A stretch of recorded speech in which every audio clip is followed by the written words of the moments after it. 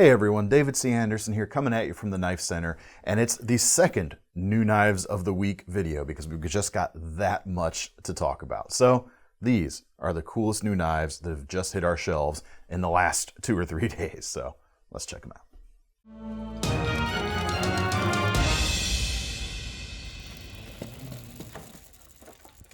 All right, first up today, I always like to start off with an exclusive when we have them. This one literally came in between filming of the last video and this one. CRKT Symmetry. We've really been looking forward to getting this project in. Has some nice upgrades, we think, over the standard model, and it doesn't cost that much more, only about 10 bucks or so. This knife right here is coming in just under 50 bucks. Right off the bat, you can see the inlays look very different than the injection molded version of this knife that has sort of a carbon fiber-like texture embedded in it. White resin infused fiber here, which is essentially like paper micarta, and it's the same material that you find on the CRKT Ritual, the big trailing point Allen Foltz knife, because it works so well with these blue accents. Really nice gentlemanly look going on with the stainless steel frame, the blue bits both on the pocket clip, which is reversible, and the bail there at the back, as well as, of course, the screws. Real classy looking. And then the blade comes with D2 tool steel on this guy, so a nice bump up in edge retention over the standard model. The other thing we did to it is we had them do it with a satin finish on this knife as opposed to a bead blasted finish, which on a semi-stainless like D2, it's a really good thing because a bead blasted finish can actually open up the pores of a metal a little bit, give moisture a little bit more surface area to grab onto down on the magnified level. On a semi-stainless, you don't want that. You have a little less chance of corrosion becoming, or even patina becoming much of an issue, or as much of an issue, I will say. Also, the result of that satin finish, the lines, the edge on the spine, everything looks a little bit crisper and a little bit more premium too. Blade length, about 2 3/4 of an inch, just great little handy size. And this is a non-locking knife. This is one of the detent joint non-lockers. Some people call it a slip joint, but you don't actually have that back spring there. But the cool thing about this detent style of non-locking knife is you can actually make it a flipper, as you saw right there, and you can actually flip it closed really easily too. I really like kind of the top flipper arrangement we've got here because it's nice and clean. You don't have anything sticking out the sides when the knife is closed, so that kind of classy, refined look works in the open and closed position, but you can still use it as a conventional index finger flipper, or you can do the front flipper thing with your thumb as well. It's funny, I tried to go for a liner lock there because I'm so used to front flippers coming with a liner lock, but you don't have that here. Let's see if I get the flip, guys. Real easy. So, really awesome gentleman style knife and some really nice upgrades over the previous model, and available now only from us for about 50 bucks. All right, next up, we've got a new version of the Fox Yaru, a Jesper Vaknes design. So yes, it kind of amuses me to think of this as a Fox Vox. Pretty cool knife, more premium than the versions that were out there already. 380 bucks, just over that right now. For that, you still get S90V blade steel. That's a lot of your cost right there. Not just the steel. You think steels like this with really high edge retention take a lot to kind of machine as well, so you're paying for a little bit of that. Blade length, again, 2 3/4 of an inch. Just goes to show you how different that same length can be knife to knife. Really powerful shape, really high edge retention with that S90V as well, with the black stonewash finish, pairing up the black stonewash titanium frame lock. And the front, you've got, they're calling it snakeskin carbon fiber. And I don't think there's actual snake in there. It looks more like copper. You have a really, really cool look going on. This is a flipper knife, of course. You can see there, small flipper tab sticking out, ball bearings in the old pivot. Flips nicely, and you can do it with that thumb cutout as well. If you'd rather open deliberately or haven't tried this yet, you can do the middle finger flick too. Really like the titanium pocket clip here. We've got the ball bearing on the pinch point at the end. Just overall, if you're looking for your gentleman's knife to have a more kind of bomb-proof aesthetic. I think this thing's classy enough we could still get away with calling it a gent's knife. It's maybe a little borderline, but I think it does have that kind of classiness to it. You've got strength in the blade thickness and the lock, so you can really put it to work. And again, makes a really nice counterpoint to kind of the more elegant, refined, gentlemanly qualities of the CRKT we just looked at. All right, next up, we have new versions of the LionSteel Myto with an aluminum handle. Previously, you could get this in titanium, micarta, carbon fiber. I think that's it for the more expensive versions. But now, with the aluminum construction, the least expensive version, which is the black aluminum with a satin finish blade, is more than $100 cheaper than the most expensive titanium version right now. So definitely a way to get into this design for less money. Yeah, like I said, about $167 for the least expensive in this series. This one right here with the black stone-washed blade bumps up a little bit. We're just under $180, but it pairs really nicely with that flat dark earth color. But if you'd like something else, black is of course available. An olive green and a red can also be had right now. The feel in the hand, very solid. Is going to slide into the pocket quite nicely. All the edges are kind of knocked over. You don't have any snaggy, sharp bits going on. Floating backspacer adds a nice little touch there. And a tail-mounted deep carry pocket clip. You've got the glass breaker tip on the end. And this is not a folded clip. It is actually a milled titanium pocket clip, which you don't usually see titanium clips managing to be a deep carry design. But this is a way to do it by mounting it from the tail right there. The blade itself, we've got M390 steel here, about 3¼ inches long crown spine. Being a LionSteel after all, they love to do that because you get a really nice visual look as well as a nice feel in the hand. Again, no sharp corners to kind of tear you up if you really need to push down on the blade section here. High flat grind is going to make sure you're still going to be able to slice pretty capably even though you don't have super thin steel going on here. This is, a little bit more designed to still, like that Yaru in a way, be a little bit more of a beefy everyday carry, even though this is not going to be a knife that is too bulky or something that weighs you down too much. Weight on it feels pretty light. Yeah, less than 3½ ounces for this guy, and you've got a lot of strength and a lot of capability for that weight. All right, next up, we come to some American-made knives with Buck. And the first is a new version of their 110 Slim Pro series.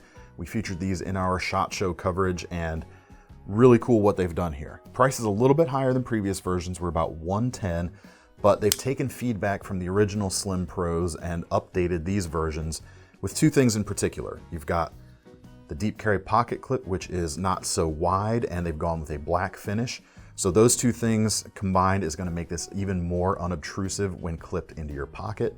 And they've also, instead of using pinned construction typical of classic 110s, you now have Torx adjustability all around, both on the attachment hardware and the pivot as well. Those features are really nice, and they kind of complete the process of really kind of modernizing the Buck 110 folding hunter. You've got the old school versions with the thick handles, heavy handles made out of, with the heavy brass bolsters and everything. No one-hand opening, no pocket clip. Classic knife, but this knife right here is more like what people carry their knives like nowadays. You know what I'm talking about. Blade length, still 3 3/4. You've got a straight clip point as opposed to the more aggressive clip of the original blade shape. Hold up an example of that right here, but we'll get to that knife in a second. You've also got the dual thumb stud, so you're going to be able to open this knife one-handed, no problem, with either side, left or right. The pocket clip is also reversible for left or right, and of course the back lock is an ambidextrous system, so this is a great knife for lefties as well. And you've got the slim carrying G10 handles here in black, green, or blaze orange at this point. So very easy to carry, very capable, put together real well right here in the States. Now, if you like the girth of the classic 110, but you're not interested in carrying that much weight or carrying the knife on your belt, the new 110 Hunter Sport is now available. And it's got the same outline as the Classic. It's got the same thicker handles as the Classic, but by going with aluminum rather than brass, they've made it significantly lighter. Let's see, the weight on this particular one, 4.6 ounces versus, you look up the weight on the original 110 with the brass and wood handles. What are we dealing with here? 7.2 ounces. So what's that, like 60%? Math is hard. That's why I like knives. But much easier to carry if you're going to stick this in your pocket, and you can, because it's got that same pocket clip as the new TRX Slim Pro model we just looked at. Not reversible, unfortunately, so this is a right-hand biased knife. You don't have the screws on the other side for left-hand carry. So sorry for that, but the aluminum, like I said, lightens things up, still feels solid, and they gave it a linen micarta inlay as well. At least I think that's, nope, that's canvas, sorry. A green canvas micarta inlay on each side. Matte finished, has a really silky feel going on. This is gonna be a hard working knife, no doubt about it. Blade steel here, S30V. I don't know if I mentioned that on the Slim Pro we just looked at, S30V blade steel. And you've got the original clip point shape with the more aggressive half moon clip out of the tip on this particular knife, but you still get the thumb studs left or right, so you can still carry this on the left-hand pocket. You just have to flip it around before you go to open it. Really cool. About 140 bucks for these. And if you want the 112 Ranger in these same two configurations, they are going to be coming real soon, the Slim Pro TRX and the Sport 112s. Really cool. All right, gonna shift away from Buck for 1 second before going back to them, because I've got another kind of old school styled back lock knife I want to talk about. Boker Plus Rangebuster 2.0. We got a new version in right now, just under 33 bucks, very affordable. 3.5 inch blade. You've got that drop point shape with the full flat grind, very slicey. And the steel here is 2838, which it's a fairly simple stainless steel, but it's got 1.5% carbon, which is no joke, quite honestly. So pretty decent performance for your price overall. Really cool shape. The handle feels great. We've got yellow polymer here, and I've always been a sucker for like old school case knives with the yellow synthetic handles, so this one really speaks to me as well. It's not a slippery feel, but it's finished really smoothly, and in the hand, man, it just has such a confidence-inspiring feel going on. I really like that. Brass liners, back-mounted lock back. Just a simple working knife. It's kind of, it's that sodbuster aesthetic, but with a more kind of slightly pointier blade going on, hence the Rangebuster name going on. But if what you're looking for is just kind of a bare bones, no holds barred work knife, you could do a lot worse than this, that's for sure. Check these guys out. Now, back to Buck, we've got two limited edition knives, and they're gonna make, they're not restricting this, I should say, to a set number of knives to be built, but they are restricting orders to these only in 2022. So after this year, they're not gonna make them anymore. The first, or at least they're not gonna make them in this configuration anymore, I should say. The first is the 212 Legacy Collection Ranger. 350 bucks for these guys. You've got an S45 VN blade here, which is pretty cool. Just over 3.5, about 3 5/8 of an inch long, and really cool, sinuous looking hunting knife pattern. Hollow ground, like a classic 110 is. You've got a almost trailing point going on. Actually, yeah, that's technically a trailing clip point that we've got here, since the tip is above the line of the spine, with of course that swedge involved right there. So especially out near the tip, it's going to be very efficient when you're inside of an animal, because this of course is, a classic styled hunting knife. Pommel and guard, we've got brass with a layer of, it looks like G10 if I'm honest. It may or may not be, but just based off my eyeballs, it looks to be. And then desert ironwood for the handles themselves. Really cool material. It's a natural wood, of course, that doesn't need stabilization. It's that hard and that stable right from the offset. And This is a hidden tang knife too, so you've got a single piece of ironwood. No seams to get in the way, nothing to create a hot spot where the scale goes to the tang of the knife and then back to the scale again. Just really, really cool.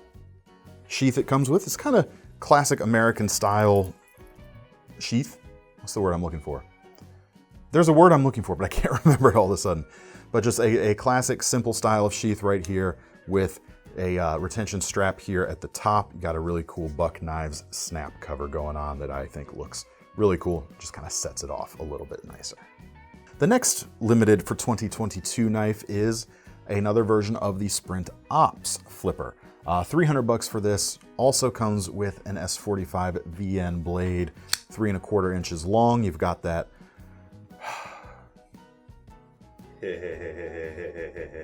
It's a little bit of a reverse Tonto going on if we had to say something going there.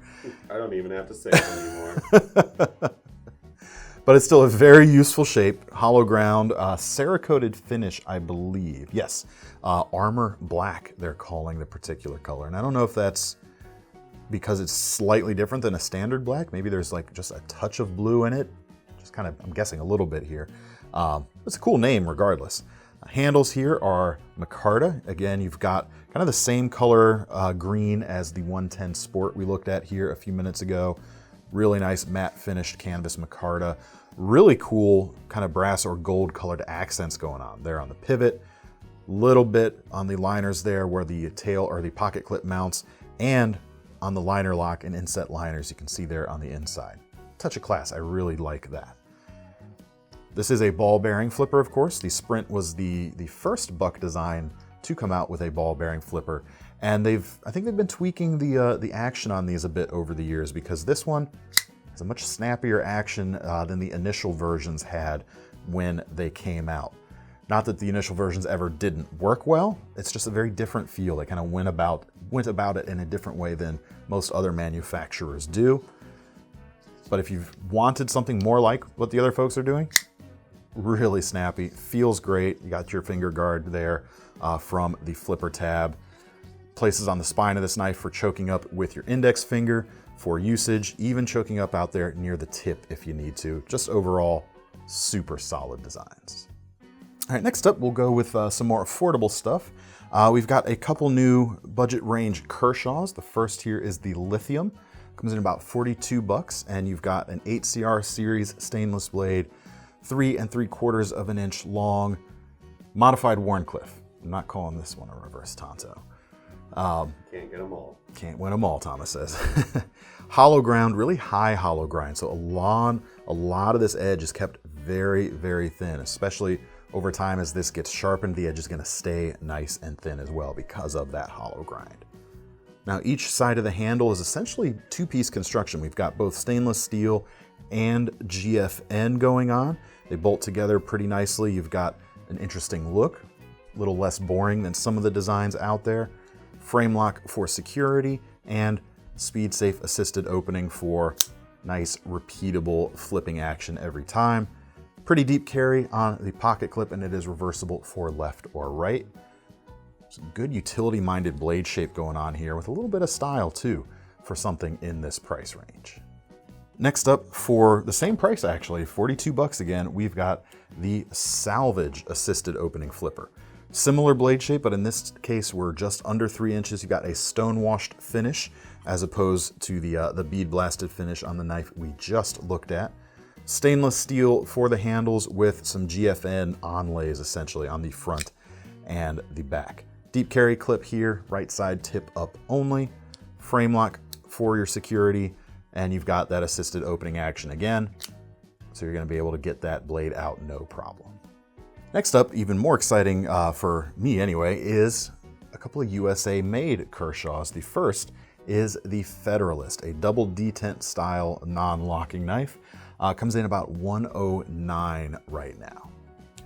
For that, you've got a blade, 3 1/4 inches, straight clip point, thin blade steel, full flat grind. It's going to be an awesome daily user. And you've got CPM 154 blade steel here, not 154 CM. This is the powder metal version that's going to give you better performance overall. Similar edge retention, but much better toughness going on. And when you're dealing with a thin blade like this, even though this is non-locking, you might be kind of really pushing on a task, that toughness is going to be a nice thing. The handles are green canvas micarta. You've got a simple black backspacer, feels injection molded. Cool pivot cover there on the front for a bit of a custom level touch, but the backside is still adjustable with Torx. In fact, the knife can be taken apart fairly easily since you're dealing with Torx construction here as opposed to pinned construction. You can still do that flick closed, can even go a little too far past it. One of the few double detent knives with a half stop actually, which is kind of interesting. Doesn't get in the way of that flick closed. So it's kind of another kind of blending of the line between a traditional slip joint and a non-traditional non-locking knife like the double detent. Real easy to open, real good feel in the hand, just slim right there when you need it. Not a hand-filling grip, don't take my words for something they're not, but really nice. No pocket clip though. If you are interested in something like that, I always like to recommend MKM's magnetic leather pocket sheaths. Be a nice option for this too. All right, next up we have a new auto from Kershaw, the Launch 14 Cleaver. Really cool blade here, 144 bucks for this USA made knife.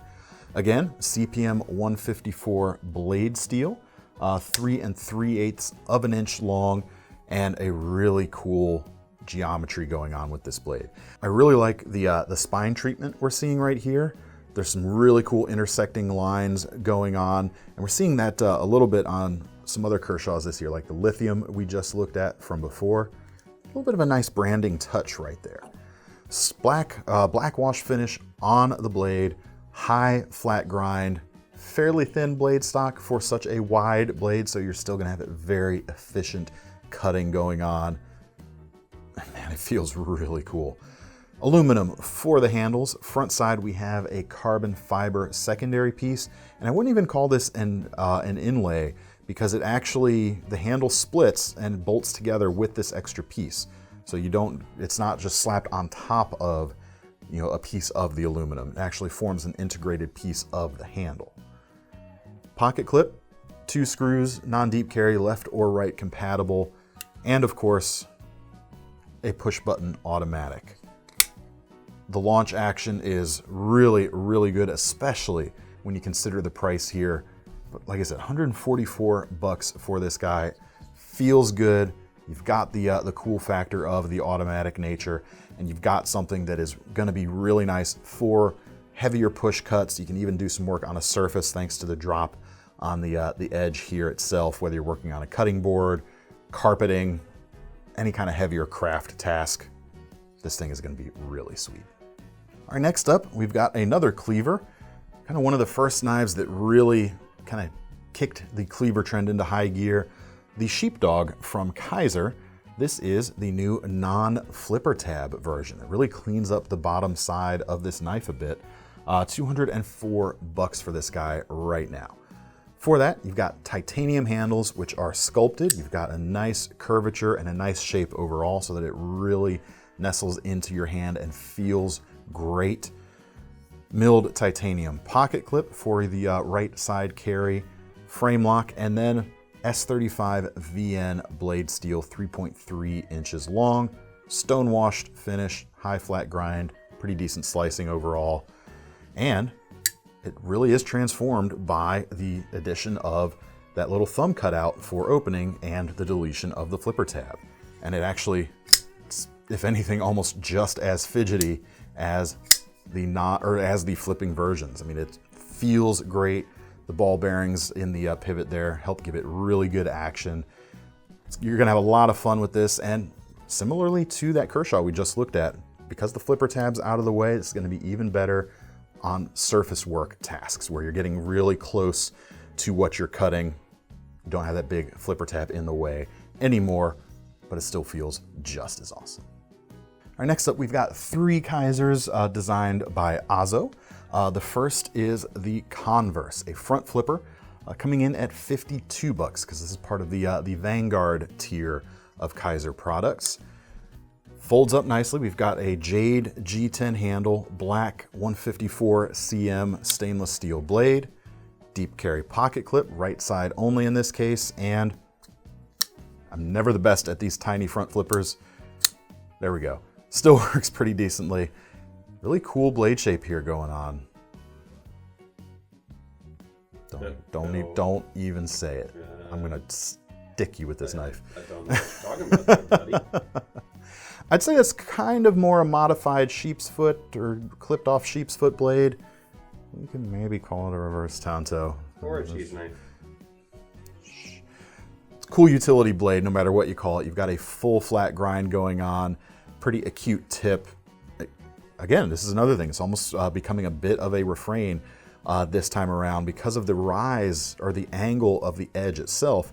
You've got a little bit of offset if you're cutting on the surface, especially dragging the tip along something. With this knife, you've got that clearance where if you pinch up, you're not gonna really bang your knuckles up too much. Really cool utility knife overall. The black coating looks pretty cool. And I think, actually I'm not sure if we have some other colors available right now, but we'll leave a link to all of whatever we do have on the site. Next up, another Ozo front flipper. This one was actually designed in conjunction with Imke. I'm not sure who that is either. These people with their one name, the mononyms out there. 50, yeah, get a middle initial, guys. Get a middle initial. $55 for this guy. 2.8 inch blade. Again, 154 cm. Non-reverse tanto going on here. But you still have a full flat grind. And you've got a pretty straight leading edge. There's not a ton of belly there, so you'd be able to do some of the chiselly, scrapey things you might need with it. Deep carry pocket clip here. Nice clean look on the backside. In fact, both of these knives have that going on for them. Liner lock. Small front flipper on the front. Still can do it. Still got it, you guys. I'm telling you guys, the Vanguard knives are put together really well, and I really enjoy, I mentioned this a little bit on the Best of 2021 video we did recently. I'm really liking what Kizer's doing with their Vanguard line. The quality they're putting out for the prices is really quite good. Case in point, this knife right here. Another Vanguard Ozo design. This is the PPY, $59. And look at that handle. Two-tone linen micarta. You've got black and red. You're not really seeing too much of that at this kind of price. Really, really cool. 3¼ inch blade, 154 cm with that kind of spear point profile going on. I really like the graceful plunge line here at the top of the grind. It really works really nicely with that overall blade shape. Liner lock, ball bearings in the pivot. All three of these Vanguard knives, in fact, have had ball bearings in the pivot. No flipper here, no front flipper either, just kind of traditional thumb studs. But man, look at that. That just pops open so nicely. The blade shape, I like that narrow profile going on. It's gonna work well for just about anything. Got a really nicely executed sharpening choil here at the back, so it's gonna be easy to keep it sharp. You've got a deep carry pocket clip, which is reversible on this particular knife. It's not gonna take up a ton of room in the pocket, but it still fills the hand up. It's not really shrimpy feeling. Definitely a great choice for a slimmer, or a more compact EDC that's still gonna be able to work quite hard. All right, I saved the most expensive stuff for last this time around. First up, we've got a bunch of new Cheburkovs in stock right now. This Urbis right here especially caught my eye. Comes in about $670 right now. Just over 3 inches on the blade. You've got that Damasteel blade steel going on, so you've got good looks and good performance. Really love the lines of this. It kind of reminds me a little bit of kind of a Canadian belt knife in a way, but in folding form. A little bit, squint and you see it right there. But no matter what you call it, it's just nice and graceful. The handle itself is titanium, really fine fitting on all of the pieces, frame lock. I really like the flipper tab on this guy. It's hard to do a really subtle flipper tab like this that still manages to be very useful. Like you don't feel like you're gonna miss it at all. And this guy, easy. Really cool. Milled titanium pocket clip, graceful. It's not just a blocky thing. It kind of matches the graceful lines of the whole knife overall. Like the bronze finish on the titanium. I like it all. It's a really solid premium piece.